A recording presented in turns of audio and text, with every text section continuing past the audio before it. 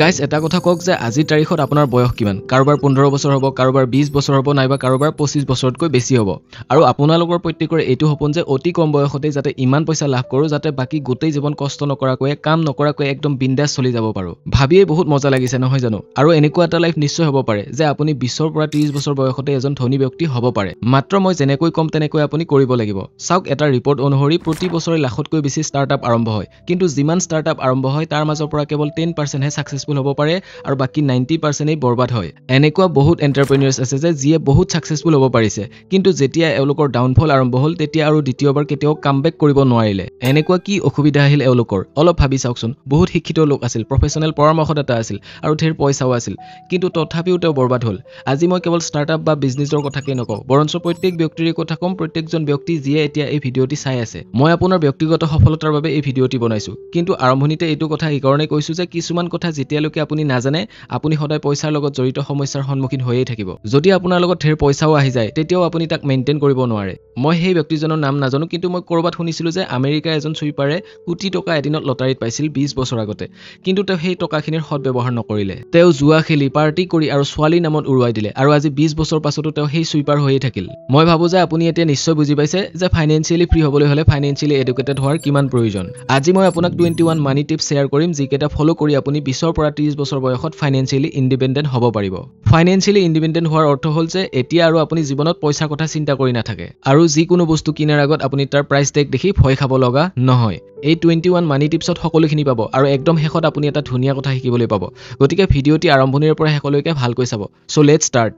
Number 1 Analyze your current financial situation যদি মই আপোনাক খুদু যে আপোনাৰ নেট ওয়াৰ্থ কিমান 2 লাখ 3 লাখ বা সম্ভৱ 5 লাখ এইটো আপোনাৰ এক বছৰত কৰা ইনকাম গতিকে প্ৰথমে আপুনি আপোনাৰ ফাইনান্সিয়াল সিচুৱেচনক এনালাইজ কৰি ল'ব লাগিব আপুনি কিমানলৈ যাব বিচাৰে হেতু ক্যালকুলেট কৰি লওক আৰু আজি আপুনি কিমানত আছে যেতিয়া আপুনি আজি বৰ্তমানৰ নেট ইনকামক এনালাইজ কৰি ল'ব তেতিয়া আপুনি বহুত কথা জানিব পাৰিব আৰু ই আপোনাৰ মাইন্ডসেট হলনি কৰি দিব যেনে আপোনাৰ খৰচ কিমান হয় আপুনি কিমান সেভ কৰিব পাৰে আপোনাৰ লগত সেফটি অপচন কেইটা আছে আৰু আপুনি ইনকাম নকৰাকৈ কিমান দিনলৈ সাৰ্ভাইভ কৰিব পাৰিব গতিকে এই বস্তুটো ক্যালকুলেট কৰি লওক যেটো হ'ব আপোনাৰ প্ৰথম ষ্টেপ Number 2 build connection যদি ধনী হ'ব বিচাৰে তেনেহলে ধনী ব্যক্তিসকলৰ হৈতে কানেকশন বনোৱা আৰম্ভ কৰক লয়াৰ্স ডক্টৰ চাৰ্টেড একাউন্টেন্টস বিজনেসমেন এনেকুৱা ব্যক্তি যিয়ে ইয়াৰ বিষয়ে ভালকৈ জানে ডাঙৰ কানেকশনে তেনেকৈ সহায় কৰিব যেনেকৈ 15 মহলাৰ বিল্ডিংৰ ওপৰত যাবলৈ সিৰিৰ তুলনাত লিফটে বেছি সহায় কৰিব কষ্ট কম হ'ব টাইম কম লাগিব আৰু সাকসেস বহুত বেছি পাব কানেকশন বনোৱা ইমানো কঠিন নহয় কেৱল নিজৰ কমিউনিকেশন স্কিল আৰু চিন্তাধাৰাক ভাল কৰি লোৱা আৰু নিজক তেনেকুৱা এটা পৰিবেশ ৰাখিবলৈ আৰম্ভ কৰি দিয়া আজি আপোনাৰ ওচৰত যিমানবোৰ নেগেটিভ মাইন্ডৰ মানুহ আছে তেওঁলোকৰ পৰা সদায় দূৰত থাকক দেখিব আপুনি টোটালি চেঞ্জ হৈ যাব ধৰিছে Number 3 invest in yourself Robert T Kiyosaki কৈছিল investing in yourself is the biggest asset than any other else নিজৰ ওপৰত কৰা ইনভেষ্টমেন্ট সবতকৈ বেছি পাৱাৰফুল সম্পত্তি মুকেশ আম্বানীৰ লগত যদি 10 লাখ কোটি টকাৰ সম্পত্তি আছে তেনেহলে কমেও 15 লাখ কোটি টকাৰ মানসিকতা হ'ব সদায় আপুনি কিমান ইনকাম কৰে হেতু আপোনাৰ আপস্কিলৰ ওপৰত নিৰ্ভৰ কৰিব অৰ্থাৎ আপুনি কিমান বিশালকৈ ভাবিব পাৰে তাত যাবলৈ নিজক আপুনি এনেকৈ ইনভেষ্ট কৰিব পাৰে যেনে নতুন টেকনলজি প্ৰগ্ৰামসমূহত জয়েন কৰা শেয়াৰ মাৰ্কেটত কোনোবা এজন বিশেষ এক্সপাৰ্টৰ পৰা হেবোৰ অধ্যয়ন কৰা কন্টেন্ট ক্ৰিয়েট কৰিবলৈ শিকা ট্ৰেভেলিংৰ পৰা শিকা এনেদৰে কৌশল শিকিলে কেৱল আপোনাৰ বেংকত পইচা জমা হোৱাই নহয় বৰঞ্চ ই আপোনাক স্বাধীন হ'বলৈ শিকায় ইয়াৰ পৰা আপুনি বহুত কিবা কিবি কৰিব পাৰে যিখিনি কাম হয়তো এজন সাধাৰণ ব্যক্তিয়ে 40 বছৰ বয়সতো কৰিব নোৱাৰে সেইখিনি কাম আপুনি 4 বছৰতে কৰিব পাৰিব Number 4 avoid credit and credit card ধাৰে লোৱা যিমান সহজ তাক ঘূৰাই দিয়াটো হিমানেই কঠিন এটা ধাৰ মাৰিবলৈ আমি অন্য এটাৰ পৰা ধাৰ কৰিব লগা হয় আৰু এনেকৈ এটা সময়ত আমাৰ ধাৰৰ বোজা ইমানেই গধুৰ হয় যে মানুহে কেৱল ধাৰৰ কথাই ভাবিব ধৰে আৰু তাৰ পৰা ওলাই আহোতে তেওঁৰ আধা বয়স গুচি যায় মই ক্ৰেডিট আৰু ক্ৰেডিট কাৰ্ড দুইটাৰ কথাই কৈছো ক্ৰেডিট কাৰ্ড ইউজ কৰিবলৈ অতি সহজ কিন্তু ই আমাক শত্ৰুৰ দৰে বিহেভ কৰে ক্ৰেডিট কাৰ্ড তাৰহে ভাল বন্ধু হয় যিজনে সদায় ডিসিপ্লিন হৈ চলে আৰু মই জানো খুব সম্ভৱ আপুনি তেনেকুৱা নহয় সেই কাৰণে ক্ৰেডিট কাৰ্ডৰ ওচৰলৈ নাযাব ধাৰে লোৱা আৰু ক্ৰেডিট কাৰ্ড ইউজ কৰা কেৱল অত্যন্ত ইমাৰ্জেন্সি কামতহে নহলে যিমান দুখিয়া আৰু দুখিয়া হৈ যাবা Number 5 avoid gambling or bets যিবিলাক লোকে জুৱা খেলি ভাল পায় তেওঁলোক কেতিয়াও ইয়াৰ পৰা আঁতৰি আহিব নোৱাৰে ইয়াত মানুহে যেতিয়ালৈকে নিজৰ ইনকামৰ পইচা লগাই আছে তেতিয়ালৈকে মোটামুটি ঠিকই থাকে ডাঙৰ প্ৰবলেমটো তেতিয়া আহে যেতিয়া তেওঁ ধাৰে আনি জুৱা খেলে তেওঁ ভাবে যে এইবাৰ গোটেই লছ কভাৰ কৰি লম কিন্তু এইটো কেতিয়াও নহয় বৰং তেওঁৰ অৱস্থা আৰু বেয়া হ'বলৈহে ধৰে গতিকে এনেকুৱা কাম কেতিয়াও নকৰিব Number 6 increase source of income আমি সকলোৱে জীয়াই থাকিবলৈ বিভিন্ন কাম কৰো গতিকে এইখিনিতে এটা গুৰুত্বপূৰ্ণ কথা কওঁ যে যদি সঁচাকৈ আপুনি ৰিয়েল লাইফত ধনী হ'ব বিচাৰে তেন্তে আপুনি কেতিয়াও এটা কাম কৰি ধনী হ'ব নোৱাৰে চাকৰি এটা পালে আপুনি ধনী হ'ব নোৱাৰে এইটো নহয় যে কেৱল বিজনেস কৰিলেহে ধনী হ'ব পাৰি কিন্তু আপুনি ইনকামৰ এটাতকৈ বেছি ৰাস্তা উলিয়ালেহে দৰমহাতকৈ বেছি পইচা আৰ্ন কৰিব পাৰিব মাল্টিপল সোৰ্স অফ ইনকামে আপোনাক এটা সময়ত ধেৰ পইচা আনি দিব সেইবাবে আপুনি নিজক সদায় আপস্কিল কৰি ৰাখি নতুন নতুন সোৰ্স অফ ইনকাম বনাবলৈ আৰম্ভ কৰক Number 7, convert your active into passive income. কিবা এটা কাম শিকি তাক প্ৰথমে নিজে কৰা আৰু তাৰ পাছত সেইটো আনক শিকাই তাক হ্যান্ড ওভাৰ কৰা। তাৰ পাছত আকৌ নতুন এটা কাম শিকা। এইটোৱে হ'ল আমাৰ কামসমূহক পেছিভ ইনকামলৈ সলনি কৰা। ডাঙৰ ডাঙৰ যিবোৰ ইনফ্লুৱেঞ্চাৰ আছে, বিজনেছমেন আছে, এইটো কৰে। এওঁলোকে জানে যে মানুহক ব্যৱহাৰ কৰি কেনেকৈ পইচা ইনকাম কৰিব লাগে। যদি সদায় এটা কামকে গোটেই জীৱন কৰি খাম বুলি ভাবে তেন্তে খুব সম্ভৱ আপুনি এতিয়া য'ত আছে ত'তে সদায় থাকিব আৰু আগুৱাই যাব নোৱাৰে আৰু কেতিয়াও ধনী হ'ব নোৱাৰে। কিন্তু যেতিয়া আপুনি সৰু সৰু বিভিন্ন এছেটছ বনাই লয় তেতিয়া আপুনি কাম কৰিব নোৱাৰা হ'লেও ই আপোনাক ইনকাম দি থাকিব। এই এছেটছবোৰে এটা সময়ত আপোনাক প্ৰতি মাহে কম্পাউণ্ড মানি দিবলৈ ধৰিব আৰু আপোনাক অজস্ৰ ধনী ব্যক্তিলৈ পৰিণত কৰিব। Number 8, invest in real estate. ৰিয়েল এষ্টেটত ইনভেষ্ট কৰাটো এটা বহুত সেফ অপচন বুলি কোৱা হয়। ইয়াৰ সুবিধা এইটো যে লং টাইমৰ কাৰণে যদি আপুনি এটা ফিক্স এছেট বিচাৰে আৰু ৰিস্ক ল'ব নিবিচাৰে আৰু তথাপিও যাতে আপোনাৰ প্ৰফিট হৈয়ে থাকে তেনেহ'লে আপুনি কিছুদিন ৱেইট কৰিব লাগিব। আৰু এই ৰিয়েল এষ্টেটত কৰা ইনভেষ্টমেণ্টে আপোনাক বহুত হেল্প কৰিব। কিছুমান লোক এই কামত বহুত মাষ্টাৰমাইণ্ড হয়। তেওঁলোকে প্ৰপাৰ্টিৰ বিষয়ে বহুত ভালকৈ নলেজ ৰাখে, যাৰ ফলত তেওঁলোকে ভৱিষ্যতে পাবলগীয়া ভেলুৰ বিষয়ে আজিয়েই গম পায়। এনেকুৱা আইডিয়া আপোনাৰো থাকিব লাগিব আৰু এইটো কেৱল ৰিচাৰ্চ আৰু এক্সপিৰিয়েঞ্চৰ পৰাহে পাব। গতিকে ৰিয়েল এষ্টেটত আজি ইনভেষ্ট কৰিলে হয়তো ইনষ্টেণ্ট প্ৰফিট নাপায়, কিন্তু 10 বছৰ পাছত ই আপোনাক নিশ্চয় 2x 3x প্ৰফিট দিব।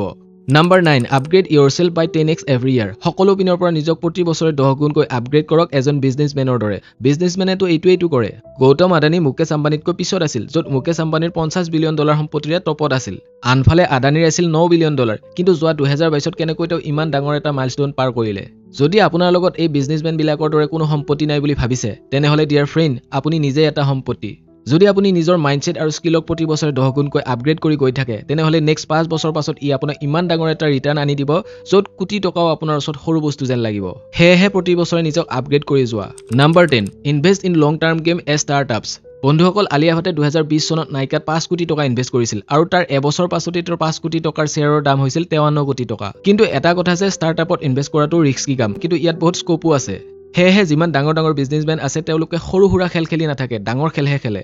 ষ্টাৰ্টআপত তেওঁলোকৰ কোটি কোটি টকা ইনভেষ্টমেণ্ট থাকে আৰু ইয়ে এটা সময়ত তেওঁলোকক বহুত সম্পত্তিশীল কৰি তোলে। কিন্তু ফ্ৰেণ্ড, আপুনিও সৰুকৈ ইয়াক আৰম্ভ কৰিব পাৰে। অলপ কষ্ট হ'ব, অলপ ৰিচাৰ্চ কৰিব লাগিব, লাগিলে এক্সপিৰিয়েঞ্চ থকা ব্যক্তিৰ সহায় ল'ব। এনেকৈ আপুনি মাৰ্কেটত ইনভেষ্ট কৰিলে কেইবছৰমানৰ ভিতৰতে ধনী হ'ব পাৰে। Number 11, invest in government bonds. চৰকাৰে প্ৰতি বছৰে বিভিন্ন ধৰণৰ প্ৰজেক্ট হাতত লয় আৰু যিহেতু ই চৰকাৰী প্ৰজেক্ট গতিকে ভয় কৰাৰ কোনো প্ৰয়োজন নাই। আপুনি সেই প্ৰজেক্টসমূহত ইনভেষ্ট কৰিব পাৰে আৰু প্ৰতি বছৰে ৰয়েলটি হিচাপে সেই প্ৰজেক্টসমূহৰ পৰা আপুনি ইনকাম পাই থাকিব আৰু লগতে আপোনাৰ ইনভেষ্টমেণ্ট ভেলিউ বাঢ়ি গৈ থাকিব। গভৰ্ণমেণ্ট বণ্ডত ইনভেষ্ট কৰাটো বহুত সেফ আৰু স্মাৰ্ট কাম হ'ব, কিন্তু ইয়াৰ কাৰণে অলপ টেকনিকেলি জানিব লাগিব। Number 12, insurance is the best assurance. Friend, এজন বহুত ডাঙৰ ব্যৱসায়ী আছিল। তেওঁ জাহাজেৰে বস্তুৰ আমদানি আৰু ৰপ্তানি কৰিছিল। এবাৰ এটা ডাঙৰ এক্সিডেণ্ট হ'ল, যাৰ ফলত জাহাজখন পানীত ডুবি গ'ল। কোটি কোটি টকাৰ মাল বস্তু আছিল, কিন্তু ব্যৱসায়ীজনৰ এটকাও লছ নহ'ল। কওক কেনেকৈ? কাৰণ তেওঁ সেই মাল বস্তুসমূহৰ ইনচুৰেঞ্চ কৰি ৰাখিছিল। গতিকে তেওঁ ক্লেইম কৰিলে আৰু উচিত মূল্যও লাভ কৰিলে। এজন স্মাৰ্ট ব্যৱসায়ী বা ফাইনেন্সিয়েলি স্মাৰ্ট ব্যক্তিয়ে কেৱল প্ৰফিট কৰাই নহয়, বৰং লছ কম কৰিবলৈও জানে। আমাৰ দৰে মিডল ক্লাছ মানুহে কোনো ধৰণৰ ইনচুৰেঞ্চ নকৰি পাছত আটাইবোৰ পইচা বৰবাদ কৰিহে এৰে। কাৰণ মই ভাবোঁ যদি এই কামটো প্ৰথমতেই কৰোঁ তেনেহ'লে বিপদৰ সময়ত বহুত পইচা ছেভ হৈ যাব। সেয়েহে বৰ্তমান যদি আপুনি অলপ ভাল অৱস্থাত আছে তেনেহ'লে ইনচুৰেঞ্চ এটা নিশ্চয় কৰি ল'ব। Number 13, budgeting. ধৰি লওক ডাঙৰ এটা বিল্ডিং বনাব লাগে আৰু সেইটো অট'মেটিক হ'বনে নে যেনেকৈ ইচ্ছা তেনেকৈ বনালেই হৈ যাব? প্ৰথমেই যদি ওপৰৰ 10 নম্বৰ ফ্ল'ৰটো বনাব বিচাৰে পাৰিবনে? নোৱাৰে। গতিকে প্ৰথমে তাৰ ডিজাইন বনাই ল'ব লাগিব, প্ৰতিটো বস্তু ফিক্স কৰিব লাগিব, প্ৰতিটো বস্তু ছেটিং কৰি ল'ব লাগিব, নহ'লে বিল্ডিং বনাই থাকোঁতে ভাঙি পৰিব। ঠিক তেনেকৈ যদি ফাইনেন্সিয়েল অৱস্থা বেয়া কৰিবলৈ নিবিচাৰে তেনেহ'লে বাজেট বনাবলৈ আৰম্ভ কৰক। পইচা ক'ত, কেতিয়া আৰু কেনেকৈ ব্যৱহাৰ কৰিব লাগে তাৰ এখন প্ৰপাৰ প্লেনিং বনাই লওক। আৰু যেতিয়ালৈকে আপুনি এটা ভাল অৱস্থালৈ নাহে তেতিয়ালৈকে পইচা কমকৈ খৰচ কৰিব আৰু পইচা কেনেকৈ বঢ়াব পাৰি তাৰ কথাহে চিন্তা কৰিব। ইয়াকেই প্ৰপাৰ বাজেটিং বুলি কয়, য'ত খৰচ কম আৰু ইনকাম বেছি হ'ব লাগে। Number 14, ডাইভাৰ্চিফাই ইয়ৰ ইনভেষ্টমেণ্টছ। ফ্ৰেণ্ডছ, আপোনাৰ ইনভেষ্টমেণ্টক ডাইভাৰ্চিফাই কৰিবলৈ আৰম্ভ কৰক। ডাইভাৰ্চিফাই কৰাটো এক ধৰণৰ ৰিস্ক মেনেজমেণ্ট ষ্ট্ৰেটেজি, যাৰ ফলত আপোনাৰ প্ৰফিট বেছি হ'ব আৰু লছ হোৱাৰ সম্ভাৱনা কমি থাকিব। তাৰ অৰ্থ হ'ল যিকোনো এটা নিৰ্দিষ্ট এছেটত আটাইখিনি পইচা ইনভেষ্ট নকৰি বেলেগ বেলেগকৈ বিভিন্ন এছেটত পইচাখিনি ভাগ ভাগ কৰি ইনভেষ্ট কৰা। আপোনাৰ ইনভেষ্টিং পৰ্টফলিঅ' এটা মিক্স টাইপ অফ পৰ্টফলিঅ' হ'ব লাগে, যাতে কোনোবা এটা এছেট ডাউনফল হ'লেও বাকী কেইটাই প্ৰফিট দিলে আপুনি সদায় প্ৰফিটেবল হৈ থাকিব। ধৰি লওক যদি মই এটা 1000 টকীয়া শ্বেয়াৰ কিনো আৰু কোম্পানীটোৰ যদি লছ হ'বলৈ ধৰে তেনেহ'লে মোৰো লছ হৈ থাকিব আৰু মোৰ ওচৰত অন্য কোনো বেকআপ প্লেন নাথাকিব। তাকে নকৰি যদি মই সেই 1000 টকাৰ 10টা ভিন ভিন শ্বেয়াৰ কিনো আৰু যদি সঠিকভাৱে ইনভেষ্ট কৰোঁ তেন্তে মই সদায় প্ৰফিটেবল হৈয়ে থাকিম আৰু কোনোবা এটাই লোকচান দিলেও অন্য কেইটাৰ কাৰণে মই সেই লছ কভাৰ কৰি ল'ব পাৰিম আৰু প্ৰফিটেবল হৈ থাকিম। কাৰণ এইটোতো ইম্পচিবল যে 10টাৰ ভিতৰত 10টা কোম্পানী লছত গুচি যাব। গতিকে আপোনাৰ ইনভেষ্টমেণ্টক ডাইভাৰ্চিফাই কৰাৰ অৰ্থ এইটো নহয় যে একেটা কেটেগৰীতে 10টা বেলেগ বেলেগ কোম্পানীত ইনভেষ্ট কৰা। আপুনি 10টা কোম্পানীৰ প্ৰতিটো বেলেগ বেলেগ কেটেগৰীত ইনভেষ্ট কৰিব লাগিব। যেনে ধৰক ষ্টক মাৰ্কেট, গাড়ী, অন্যান্য ব্যৱসায়, সোণ ৰূপৰ অলংকাৰ ইত্যাদিত আপুনি লং টাইম ইনভেষ্ট কৰিব লাগিব। গতিকে বিশ্বাস কৰক, অলপ যদি ধৈৰ্য ধৰি কামসমূহ কৰে নিশ্চয় আপুনি ধনী হ'ব পাৰিব। Number 15, চিক প্ৰফেচনেল এডভাইচ। এটা কথাক যিমানেই ৰহন নাহানক কিয় কিন্তু সত্যটো কেতিয়াও সলনি নহয় আপুনি দেখাত বহুত ধুনীয়া হ'ব পাৰে কিন্তু এক্সপেৰিয়েন্সৰ ক্ষেত্ৰত কোনোবা এজন প্ৰফেচনেল ব্যক্তিৰ তলতে থাকিব লাগিব হেহে প্ৰফেচনেল এডভাইচ লৈ কাম কৰাটো উচিত হ'ব যেনে কোনোবা এজন সিও বিল্ডাৰ এডভোকেট এই সকলোৰে লগত ভাল এটা সম্পৰ্ক বনাওক আৰু যদি তাৰ কাৰণে অলপ পইচাও খৰচ কৰিব লগা হয় তেন্তে হেতুত কনজুচি নকৰিব এওঁলোকৰ পৰা এডভাইচ লোৱা দুটা ফাইদা হ'ব প্ৰথম হ'ল আপুনি লছ কমকৈ কৰিব আৰু নেক্সট হ'ল আউটকাম ভাল পাব নাম্বাৰ 16 লিভ বিলো ইয়োৰ মিন্স আমাৰ সকলোৰে এটা ঘৰ আছে আৰু সেই ঘৰটোৰ তলতে আমি সদায় থাকো আৰু সেইবাবে ঘৰটো মজবুতকৈ বনাই ল'ব লাগে কিন্তু আমি ফাইনেন্সিয়েলৰ ক্ষেত্ৰতহে এইটো ফলো নকৰো কাৰণ এইটোৱেই যাৰ কাৰণে আমি দুখীয়া আৰু সদায় দুখীয়া হৈ থাকিব লাগে সপোন বহুত বিশাল হ'ব পাৰে আকাশ চুবলৈ মন কিন্তু তাৰ আগতে পাখিওটো গজিবলৈ দিব লাগিব আৰু যদি অলপ লোকেল লেংগুৱেজত কওঁ তেনেহলে খৰচ সদায় নিজৰ অকাতৰ ভিতৰত ৰাখি কৰিব 30,000 টকাৰ চেলাৰী লৈ যদি তুমি 10 লাখ টকীয়া গাড়ী আনা তেনেহলে তোমাৰ আধা বয়স ইএমআই দিওতেই গুচি যাব আৰু ধাৰটো কৰিবা সেইটো কবই নালাগে তাতে মাহে মাহে সুদ ভৰিব লাগিব আৰু ধনী মানুহবোৰে এই সুতৰ পৰা সদায় নিজক বচাই ৰাখে আৰু সেই কাৰণেতো বহুত পইচা জমা কৰিব পাৰে মিডল ক্লাছ মানুহৰ কাৰণে এইটো এক মাৰাত্মক বেমাৰ হেহে প্ৰথমে নিজৰ অকাত বঢ়াই লোৱা পিছত চখ পূৰণ কৰিবা নাম্বাৰ 17 এভয়েড ইম্পালছ পাৰচেছেছ প্ৰয়োজনীয়ত কিনা আৰু শ্ব অফ কৰিবলৈ কিনাৰ মাজত বহুত ডাঙৰ এটা ডিফাৰেন্স আছে এনেকুৱা খৰচ একদমেই নকৰিব যিটোৰ কোনো প্ৰয়োজনেই নাই কিবা এটা বস্তু কিনিবলৈ বহুত মন গৈছে কিন্তু সেইটো আপোনাৰ হয়তো প্ৰয়োজনেই নাই কিন্তু আনক দেখি কিনিব বিচাৰিছে যেনে ধৰক এটা দামী মোবাইল এটা দামী ঘড়ী এযোৰ দামী জোতা চলিব পৰাকৈ সকলোখিনি আছে কিন্তু আপুনি আনক শ্ব অফ কৰিব পৰা নাই হেহে এজন ফেমাস ইনভেষ্টৰে কৈছে যদি আপুনি কিবা এটা বস্তু কিনিব বিচাৰে আৰু আপোনাৰ মনটো কনফিউজড হৈ আছে তেনেহলে আপুনি এমাহ ৱেইট কৰক যদি এমাহ পাছতো সেইটো কিনিব বিচাৰে তেনেহলে কিনক নহলে বাদ দিয়ক এনে কৰিলে আপুনি অনাবশ্যকীয় খৰচসমূহৰ পৰা যথেষ্ট ৰেহাই পাব number 18 enjoy on dividends rather than income আপুনি কিমান স্যালাৰি পায় সেইটো আপোনাৰ ইনকাম কিন্তু আপোনাৰ ইনকামেৰে যিখিনি আপুনি এক্সট্ৰা ইনকাম কৰে সেইটো আপোনাৰ ডিভিডেন্ড বুলি কয় যেনে ষ্টক মাৰ্কেটৰ পৰা যিটো তুমি প্ৰফিট পোৱা ঘৰ ভাড়া কমিশন এফডি এই সকলোবোৰৰ পৰা পোৱা পইচাৰে এনজয় কৰা মানুহে কেৱল নিজৰ স্যালাৰি খৰচ কৰি চখ পূৰণ কৰিব জানে আৰু এইটো একেবাৰে বুৰ্বকামী কাম হেহে পইচা ইনকাম কৰক আৰু তাক কামত লগাই যিটো এক্সট্ৰা ইনকাম পাব তাৰ পৰা নিজৰ চখ পূৰণ কৰা নাম্বাৰ 19 বি ফাইনেন্সিয়েলি মটিভেটেড আমি যেতিয়া ফিজিক্যালি মটিভেটেড হওঁ তেতিয়া ধুনীয়া বডি হ'বলৈ ধৰে